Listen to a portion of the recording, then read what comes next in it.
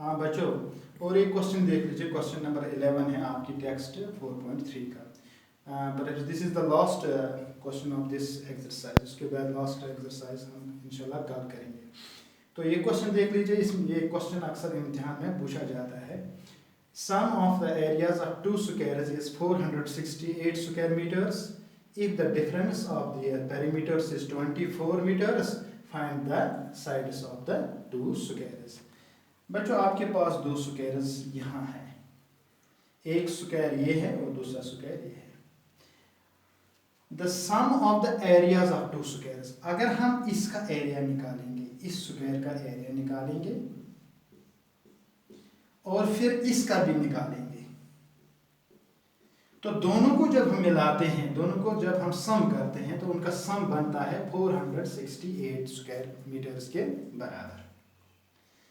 और जब हम इनका पेरीमीटर निकालते हैं, and the difference of their perimeter, जब इनका पेरीमीटर, इसका पेरीमीटर निकालते हैं इस स्क्वायर का, और फिर इस स्क्वायर का पेरीमीटर निकालते हैं, फिर जब हम उनकी डिफरेंस निकालते हैं, यानी ये इसका पेरीमीटर और इसका पेरीमीटर निकाल कर जब हम उनका डिफरेंस निकालते हैं, तो इनका डिफरेंस हमें 24 मीटर्स के बराबर निकलता है।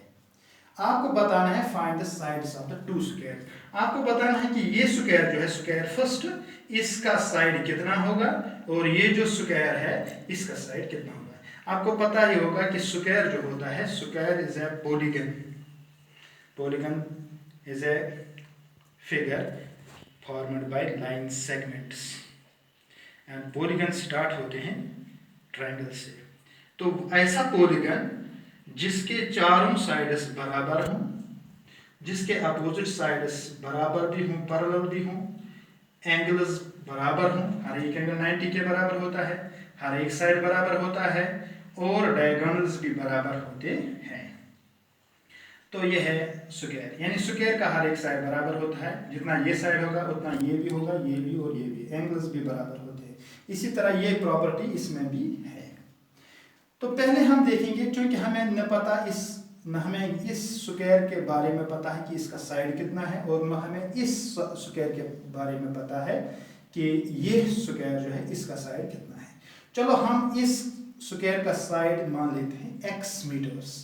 तो हम सॉल्यूशन करेंगे, let the side, let the side means let the length of the side, let the length of the side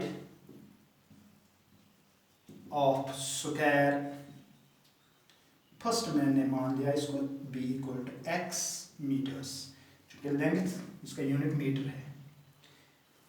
तो ये पहला वाला स्क्वायर जो हमने लिया, चलो इसका हम इसके साइड की जो लेंथ है वो हम x लेते हैं। therefore एरिया ऑफ स्क्वायर, इस स्क्वायर का जो एरिया होगा वो कितना होगा। हमें पता है कि area of square is side square,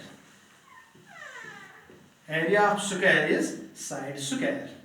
so तो इसका एरिया जो है, इसका साइड हमने x लिया, तो इसका साइड जो है वो x है, और इसका स्क्वायर एरिया जो होगा वो x स्क्वायर के बराबर आएगा। इसको आप इस बॉक्स में बांध दीजिए। तो इसका जो एरिया है इस पहले वाले स्क्वायर का, इसका एरिया x स्क्वायर के बराबर आएगा। तो यहाँ ही पेरीमीटर भी इसका निकालते हैं। Perimeter of square, perimeter of square, यहाँ भी आप फर्स्ट स्क्वायर फर्स्ट और यहाँ भी स्क्वायर फर्स्ट लिखेंगे। तो पेरीमीटर किसके बराबर है, that is 4 into side, one side, 4 into one side. Perimeter of square होता है 4 into one side. So this is 4 into one side कितना है x, दैट इज 4x। तो अब पेरीमीटर भी आपको पता चल गया कि इसका पेरीमीटर कितना है, इसका एरिया कितना है, वो भी आपको पता चल गया। सिमिलरली इसी तरह हम स्क्वायर सेकंड में भी करेंगे। Let the side means length, let the length of the side of square second be equal to y meters. Therefore its area, therefore it is area. इसका एरिया कितना आएगा, वो भी आएगा side square, that is equal to y square. तो इसका भी आप बॉक्स में बंद कर दीजिए। इसको आप प्रोमिनेंट बना दीजिए क्योंकि हमें ये इसकी जरूरत है। ऑल्सो इट इज पेरीमीटर, इसका पेरीमीटर कितना आएगा, इसका पेरीमीटर आएगा 4 into 1 side, so this is 4 into 1 side कितना इसका y, तो 4y आ गया। तो दोनों चीजें हमें पता चल गई, स्क्वायर फर्स्ट का एरिया भी हमें पता चल गया, इसका पेरीमीटर भी पता चल गया, स्क्वायर सेकंड जो है इसका एरिया भी पता चल गया, और स्क्वायर सेकंड जो है इसका पेरीमीटर भी पता चल गया। अब देख लीजिए, अब आप क्वेश्चन पे आ जाइए। Sum of the areas according to the question, according to the question sum of the areas of two squares, इसका एरिया कितना है x स्क्वायर और इसका एरिया कितना है y स्क्वायर, तो x square plus sum of the areas, this is the area of first square, this is the area of square second square and this is the sum, this is equal to 468. Name this first, name this first.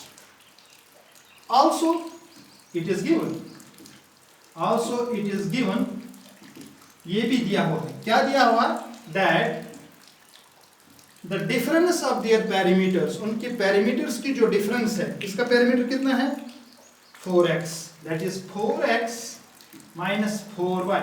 This is 4x, this is the perimeter of first square, 4y is the perimeter of second square, this is the difference, so 4x minus 4y, this is equal to 24, this is also given.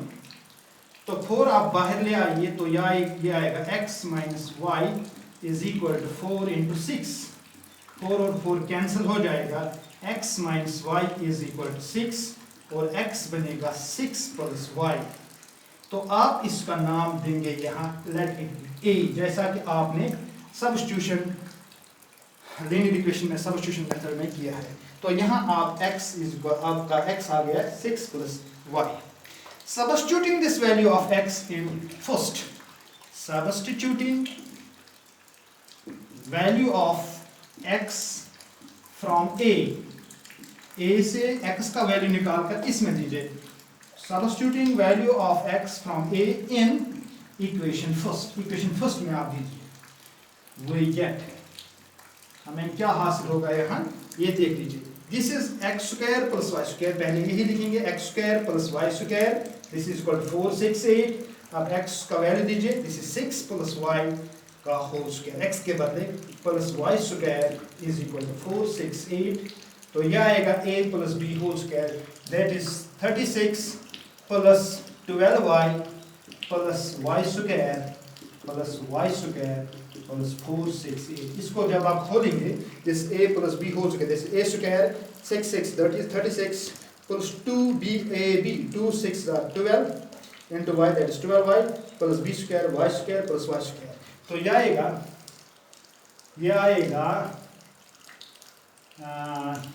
36 plus 12y plus 2y square is equal to 468, तो आप पहले इसको लिख लीजिए, 2y square plus 12y plus 36 minus 468 is equal to 0, अब यह आएगा 2y square plus 12y minus, यहाँ से आप यह आएगा 2 3 और 4 is equal to 0, आप यहाँ 2 बाहर ले आए, so this is 2 into y square plus 6y minus 2 2s are 4, 2 minus 2 6 are 3, this 2 cannot be equal to 0, this implies यहाँ 2 0 के बराबर नहीं आएगा, 2 y square, this implies y square plus 6y minus 216 is equal to 0, ये आपकी quadratic equation बन गई। तो यहाँ से आप इसको हल कर सकते हैं फैक्टराइजेशन के मेथड से, फैक्टराइजेशन मेथड के ज़रिए से भी, और यहाँ से आप क्वाड्रेटिक फार्मूला का भी इस्तेमाल कर सकते हैं, लेकिन पहले आप डिस्क्रिमिनेंट निकालेंगे। तो यहाँ आपका y के वैल्यूज आएंगे, y का वैल्यू क्या आएगा, जो y का यहाँ वैल्यू आएगा, आप देखेंगे कि y के 2 वैल्यूज आएंगे। अगर y का वैल्यू आ गया नेगेटिव, तो नेगेटिव आप कैंसिल कीजिए, क्योंकि y side length of the side हमने मान ली है स्क्वायर b स्क्वायर सेकंड की, क्योंकि लेंथ नेगेटिव नहीं हुआ करती है, तो नेगेटिव आप लिखेंगे length can not be negative, so वो टर्म आप डिस्कार्ड कीजिए। तो फिर आपको जो पॉजिटिव बचेगा वहाँ, जो पॉजिटिव वैल्यू होगा वहाँ y का, वो आप लेंथ ऑफ द, वो आपकी length of the side square second I, तो उस y को आप फिर सब्स्टिट्यूट कीजिए इक्वेशन ए में, तो वहाँ आपको x का वैल्यू आएगा। तो x is the length of the square second. तो यहाँ से आपको आएगा ये, ठीक है, इसको कर लीजिएगा।